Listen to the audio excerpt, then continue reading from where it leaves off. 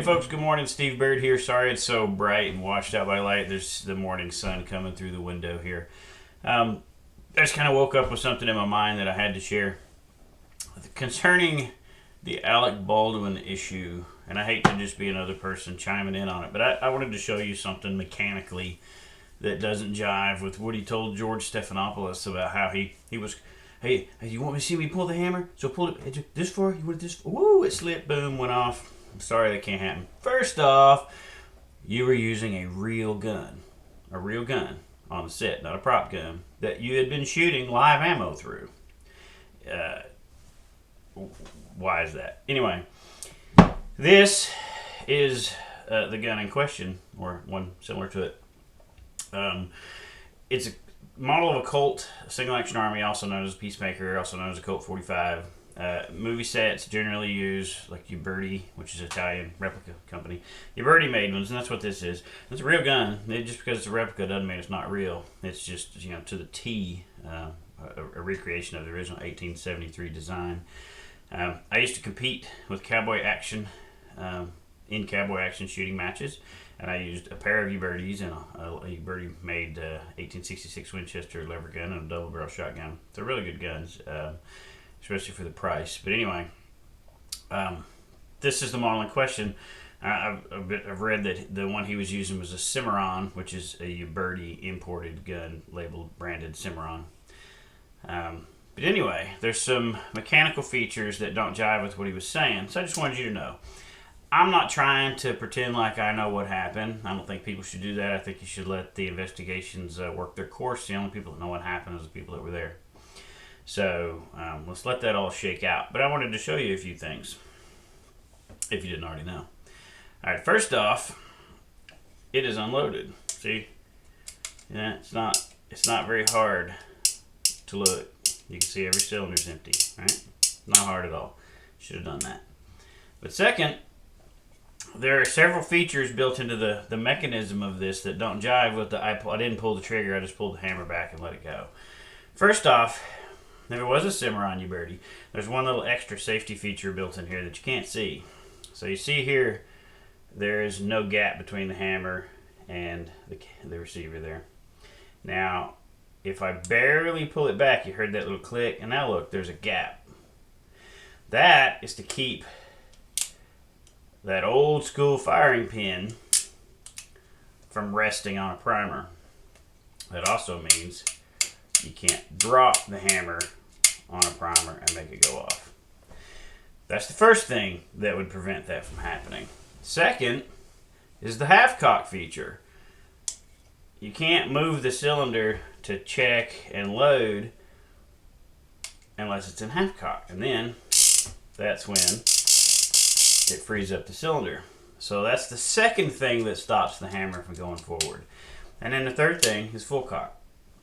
Now, if I don't have my finger on the trigger and barely pull it back, it stops there. If I pull it back a little further, it stops there. A little further, it stops there. There is like no random way I can get that thing to fall all the way forward, no matter how sloppy I want to be about it. You can't do it. Now, if I have the trigger pulled all day, every day, see that? It goes all the way to the primer every time. Pull it back a little bit, pull it back a lot, don't matter. Without the trigger, see, it doesn't do it. So, what is it about what he said that doesn't make sense? None of it. None of that mechanically makes sense. That just pulling it back and can't do it. You got the gap, wherever it is right there. I'm trying to look at the screens. I shouldn't be doing that. But so there's the gap. You can't do it. And now, with the trigger, there it goes.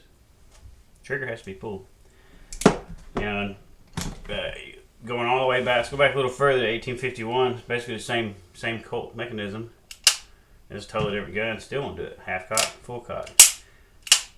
See? Let's go back a little further in time to 1947 or 1847, not 1851 and 1847. It's the same scenario. If the trigger isn't pulled, see, I can't even see what I did just then. To lay this down, I just made sure I didn't sweep the camera. I personally couldn't even stand pointing a gun at the camera. That's the safety mindset you're supposed to have. You never point a gun at a human being, ever. Doesn't matter if you think it's loaded or not. Behind every accidental discharge, there's some idiot standing there saying, "I didn't know it was loaded. It just went off," or some other ridiculous excuse. And I'm not talking about just the Alec Baldwin scenario. Every single time somebody's accidentally shot by negligent, not accidental, discharge, some idiot was pointing a gun at somebody when you shouldn't have done it. If you never let the barrel of your gun cover a human being, it makes it a lot harder to accidentally shoot a human being. So I have a shooting range on my own property here, and that's one of the rules when I get. There's most people I shoot with that I trust and I haven't said anything to. They're all good, squared away people, law enforcement, military, experience, competitive shooting experience. But occasionally you get somebody that didn't have an upbringing in guns, and you got to point out, hey, the barrel only goes down range, and I always use a laser beam. Pretend like there's a laser beam coming out of the end of your gun at all times. Don't ever let that laser beam touch another person. But no matter how you gotta point it down and go across, no matter what you gotta do, if I gotta turn around on the range, which you don't, you always keep it pointed down range. But there's a million ways I can turn around without covering somebody. So if you followed the basics, if you look at the mechanics of how that gun works, it shouldn't be able to go off just by letting the hammer go. And if you followed basic decency of safety rules, you wouldn't be pointing a gun at somebody, a gun that you know is real, and manipulating the mechanism. We wouldn't be pointing at them and all, but and then manipulating the firing mechanism. No, I personally couldn't do it. It freaked me out. And I couldn't stand in front of a gun while somebody did it knowing it was a real gun. So I'm not judging her or anything, but it seems to me that anti-gun Hollywood needs a reality check in their own behavior. So anyway, I hope you got a little something out of that. I hope you understand the mechanics of this a little better if you didn't already. That way you can kind of weed through all the noise that you hear out there and make your mind up for yourself. So anyway, thanks a lot. Hope you got a little something out of this, and we'll talk to you again real soon. Thanks.